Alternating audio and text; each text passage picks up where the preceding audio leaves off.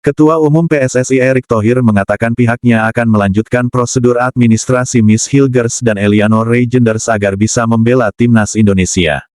Kedua pemain berlatar belakang tersebut diharapkan bisa membela timnas Indonesia melawan Bahrain dan China pada Oktober tahun 2024. Timnas Indonesia diperkirakan akan melawan Bahrain pada laga ketiga Grup C babak ketiga. Kualifikasi Piala Dunia Asia 2026 di Bahrain International Stadium, Rifa, Kamis tanggal 10 Oktober tahun 2024.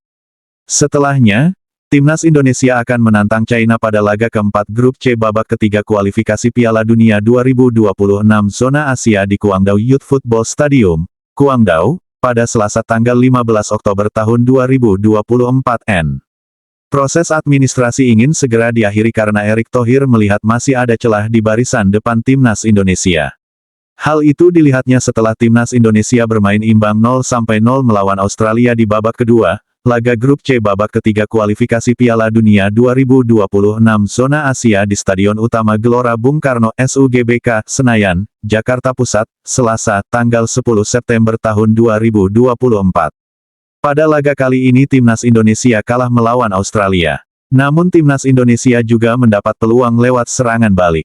Sayangnya serangan balik langsung yang dilakukan para pemain timnas Indonesia kurang maksimal. Sementara untuk lini pertahanan, Erick Thohir memuji taktik bertahan timnas Indonesia. Kami banyak memainkan pertahanan dan serangan balik tidak maksimal. Iya, mungkin nanti akan kita tambah lagi pelatihannya, kata Erick Thohir. Selain formasi, Erick Thohir menilai perlu ada tambahan pemain di lini tengah. Kehadiran Eleanor Reijenders yang bermain sebagai gelandang serang bisa menjadi pilihan. Penambahan pemain seperti Eleanor Reijenders bisa meningkatkan serangan balik.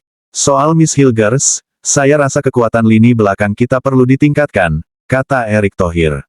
Dilanjutkan oleh Erick Thohir, proses administrasi Miss Hilgers dan Eleanor Reijenders saat ini sedang berjalan.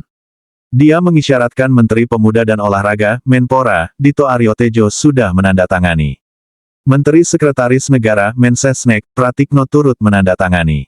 Berkasnya juga telah diserahkan kepada Presiden Republik Indonesia, RI, Joko Widodo.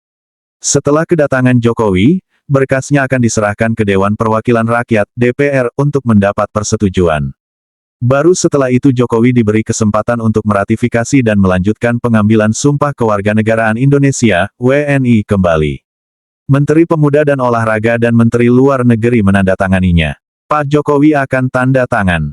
Iya, prosesnya hanya di DPR, 2024, kata Erick Thohir.